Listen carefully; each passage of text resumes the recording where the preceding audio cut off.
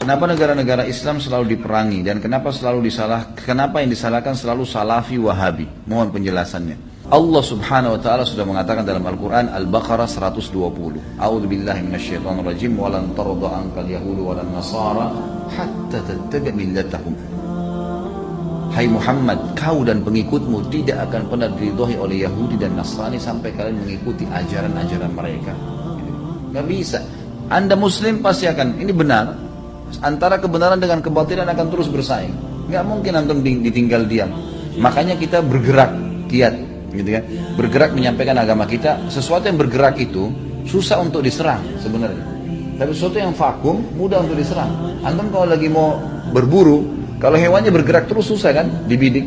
Tapi kalau dia diam di tempat mudah untuk dibidik. Begitu sekarang muslimin vakum, nggak belajar agama, nggak terapin agamanya. Ya pastilah jadi sasaran gitu kan. Bahkan kata Nabi SAW nanti akan datang di akhir zaman nanti. Kayaknya sudah masuk waktu kita. Kalian akan dikerumuni oleh umat-umat sebagaimana ya serangga kecil ya belatung atau apa ya, ulat itu memanggil teman-temannya. Makna yang lain adalah seperti orang yang memanggil teman-temannya untuk meroyokin satu nampan makanan. Lalu maksudnya diperbutkan ya, diambil, dibunuh, dirampas, dijajah semaunya mereka. Kata para sahabat itu sedikit komunitasnya cuma di Madinah. Ya Rasulullah, apa jumlah kami sedikit waktu itu? Kenapa mereka bertanya ini? Karena mereka waktu itu jumlahnya sedikit tapi orang-orang kafir banyak takut semua. Gitu kan? Karena takut dengan kaum muslimin. Lalu kata Nabi SAW, tidak. Kalian banyak sekali. Tapi kalian seperti buih di lautan. Tidak ada sama sekali masalah. Lalu kata Nabi SAW, dan pada saat itu penyebab utamanya adalah wahan.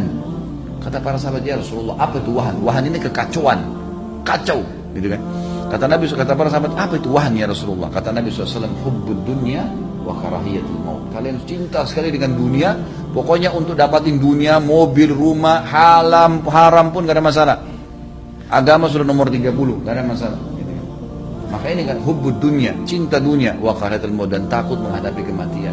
Riwayat lain, riwayat Tirmidzi dan Abu Daud disebutkan wa karahiyatul jihad, dan kalian benci jihad, tidak mau berperang malah bela agama Allah.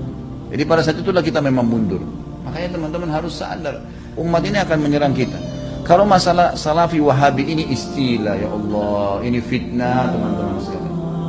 Ini fitnah. Dari mana istilah Wahabi ini? Dari mana istilah Salafi ini? Ini fitnah.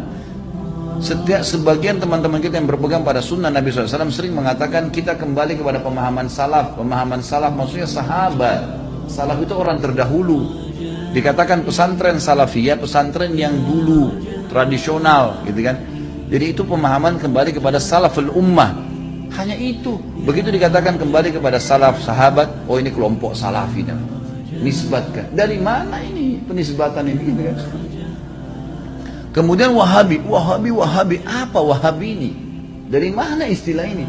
Ini keluar dari mulut orang-orang yang tidak bertanggung jawab. Kalau kita lihat cirinya orang Wahabi, yang dianggap Wahabi orangnya berjenggot, jalankan sunnah Nabi. Kalau sholat ke masjid, istrinya pakai tutup aurat. Di rumahnya jauh dari perbuatan dosa. Ini kelompok nih. Diolok-olok, Wahabila. Saya pernah dimasukkan dalam grup, gitu kan? Saya lihat semuanya disatuin. Teman-teman dari semua ormas ada, termasuk nama saya masuk di situ. Banyak, mungkin ada 80 atau 100 orang ustadz, kiai dan seterusnya. Baru saya masuk di situ saya sudah baca. Wah ini banyak ustadz-ustadz Wahabi dimain-mainin gitu, tulisannya pakai O. Wahabilah ini. Oh ini Wahabi ini suka tolak salawat, suka tolak zikir, suka tolak doa.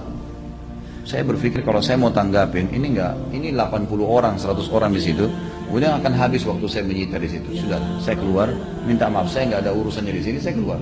Karena yang bilang orang-orang yang pernah belajar di Saudi teman-teman benci sama zikir itu siapa? Anda yang fitnah itu. Gimana caranya? Orang yang belajar di Madinah, di Masjid Nabawi, di Mekah, zikir kepada Allah. Bahkan mereka paling banyak zikirnya kepada Allah. Mereka paling banyak zikir, tapi zikirnya pakai adab, nggak teriak-teriak, gitu kan? Nggak karang-karang. Apa yang Nabi SAW ajarin itu yang disebutin. Adab sama Allah, subhanallah, subhanallah. Dilakukan, bukan tidak dilakukan. Tapi tidak ada subhanallah, alhamdulillah. Dibaikkan main-main, Allahu, apa ini? Ini apa ini? Ini kalau zaman Umar sudah diketuk semua kepalanya ini. Ngarang-ngarang gitu kan. Oh ini benci sama doa. Siapa yang bilang benci doa teman-teman sekalian? Antum nggak dengar tuh bagaimana Syekh Sudes berdoa sampai hampir 1 jam kalau sholat kunut? Itu dikatakan tuh, itu pentolannya Wahabi katanya. Baik berdoa kunut 1 jam, sampai orang semua pada menangis seluruh dunia, antum bilang itu Wahabi. Ini subhanallah ini. Benci doa itu namanya haji. Sesuatu yang aneh gitu. Bagi saya, tuduhan-tuduhan yang tidak beralasan sama sekali. Nggak beralasan nih. Yang penting dari Saudi Wahabi. Gitu kan. Saya sampai waktu mau berangkat ke Saudi, awal saya mau belajar tahun 90, teman-teman ayah saya sempat titip pesan dari kota Makassar, Khalid, nanti kamu ke Saudi, ambil ilmunya tapi jangan jadi Wahabi. Baik, saya berangkat 6 bulan pertama teman-teman sekalian, semua guru yang masuk saya ketakutan lihat. Ini Wahabi nih. Apa ini Wahabi? Mau yang menakutkan ini. Kena wanti-wanti begitu. Lama-lama setelah guru masuk, setiap guru masuk di Madinah, wallahi saya bersumpah atas nama Allah teman-teman sekalian, tidak pernah ada sebutan nama Wahabi. Saya tidak pernah dengar kata-kata Wahabi dari mulut mereka. Wallah, yang ada cuman qala Allah, qala Rasul. Allah berfirman, Rasulullah bersabda. Wallahi, saya sumpah di sini, ada di masjid ini memang begitu ajaran. Begitu ajarannya, qala Allah, qala Rasul, qala Allah, qala Rasul, selalu. Atau diikuti dengan penjelasan Ibnu Abbas, sahabat, Ibnu Umar, sahabat. Nih pemahamannya mereka, ini pemahamannya sahabat tentang ayat ini, tentang hadis ini. Itu yang kita pelajarin. Dan kalau ada masalah fikih didatangkan 4 madhab semua. Imam Syafi'i bilang begini, ini dalilnya. Imam Ahmad bilang begini, ini dalilnya. Imam Malik bilang begini, Abu Hanifah begini, dalilnya. Jelas, semuanya begitu. Setelah 6 bulan saya berpikir, kok saya harus takut dengan orang-orang seperti ini ilmu semua disampaikan, gitu kan? Ilmu semua. Dan bagaimana mempertemukan antara ambil ilmunya, jangan jadi Wahabi. Bagaimana memahami? Saya nggak nyambung gitu. Gimana caranya? Gitu. Teman-teman sekalian, saya kasih jawaban secara akal sehat. Rasulullah SAW lahir di mana? Di Mekah. Ya, 13 tahun fase turunnya ayat-ayat Makkiyah di mana? Di Mekah. Baik, setelah itu Nabi SAW hijrah ke Madinah. Berapa tahun Nabi di Madinah? 10 tahun. Sampai meninggal kan? Kuburannya ada di sana. Demi Allah, Mekah sama Madinah markas Islam. Ada orang mengatakan itu markas Wahabi, markas ini tempat Nabimu lahir dan mati. Bagaimana sih? Lalu dikatakan itu ajarannya tidak benar, yang sesat. Padahal kalau kita duduk di majelisnya ulama, ini Rasulullah bersabda, ayat Al-Quran dalam surah ini selalu itu. Silakan saya tantang siapapun teman-teman sekalian. Bukan tantang. Saya ajak anda kalau lagi umrah yang mengatakan Wahabi, tolong anda datang ke Masjid Nabawi, Masjid Haram Mekah, duduk di majelisnya salah satu ulama situ. Coba dengarin apa yang mereka bilang. Coba jangan, atau mau bertanya silakan. Pasti mereka jawab hukumnya kalau Allah berfirman surah ini, Rasulullah bersabda begini. Itu isinya. Itulah yang mereka bilang Wahabi. Ini kemurnian agama teman-teman sekalian. Dan kalau anda tidak pertahankan kemurnian agama, lalu siapa yang mau pertahankan? Ini aneh sekali gitu. Ini luar biasa, harus diluruskan. Mudah-mudahan Allah berikan hidayah ya. Banyak orang Islam yang tidak faham, ya, dia kukunya masih panjang, sholatnya masih Senin Kamis, ikut-ikutan Wahabi juga. Bukannya belajar, bukannya nanya, malah ikut-ikutan. Ini fitnah di tengah-tengah kaum muslimin. Kata Nabi SAW, Yahudi terpecah 71 golongan, Nasrani 72, umatku 73, semuanya di neraka. Mampir neraka dulu, nanti masuk surga iya. Kecuali satu, nggak pakai lewat neraka masuk surga. Kata para sahabat sudah tanya, siapa itu ya Rasulullah? Apa kata Nabi? Yang berpegang pada sunnahku dan sahabatku. Nah ini yang selalu ditunjuk Salafi, Wahabi, ini yang selalu berkata Rasulullah bersahabat. Ini orang yang berpegang pada kemudian Islam.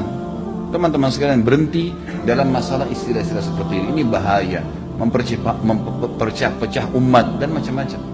Saya lihat beberapa di cuplikan YouTube saya, ada kata-kata di bawah. Oh ini pentulannya Wahabi nih.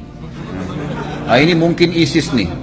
Nah ini mungkin ini nih, ini mungkin ini nih. Padahal orang itu tidak kenal saya. Bagaimana pertanggungjawaban dia hari kiamat di depan Allah? Coba nuduh saya, bisa ketemu sama saya minta maaf nggak? Kalau nggak ketemu, gimana coba? Saya bisa maafin, tapi dalam hukum Islam, kalau seseorang memfitnah saudaranya Muslim, menuduh sesuatu yang dia tidak punya ilmu, kan itu, sudah dimaafin pun pada orang yang melakukan orang-orang yang sedang difitnah, tetap hukum syar'i dia harus minta maaf. Kalau tidak, saya dapat pahala karena memaafkan, dia tetap dihukum sama Allah karena masih belum minta maaf. Variabelnya begitu kan? Hukumnya begitu. Orang mencuri, kemudian dia tidak kembalikan haknya orang, tetap dihukum. Tak bisa. Maka teman-teman berhenti dari fitnah ini. Kita ikut-ikutan. Ini dikatakan teroris. Oh kita juga ikut-ikutan teroris semua. Ini garis keras. Ini kita katakan garis keras. Belajar. Kita punya mata bisa melihat, telinga bisa mendengar, hati bisa berpikir, bisa merenungi. Dengar dong dulu, gitu kan? Apa yang disampaikan? Kalau disampaikan benar, terima. Kan itu. Teman-teman yang dituduh dengan istilah ini hanya betul-betul kembali kepada kemudian Al-Quran dan Sunnah. Itu. Coba hadiri pengajiannya pasti selalu kalau Allah, kalau Rasul. Kalau Allah, kalau Rasul. Ini ajaran Islam, teman-teman. Gak pernah ada perkataan kata kiai saya, kata guru saya, kata gini, kata gitu. Gak pernah. Anda boleh ikuti ceramah saya. Kalau saya pernah katakan ini kata si fulan, ini sudah jauh. Kalau Allah, kalau Rasul. Ada tanggapan ulama yang merincikan mungkin atau menyampaikan. Itu mungkin. Ini Allahu a'lam. Mudah-mudahan Allah perbaikin keadaan.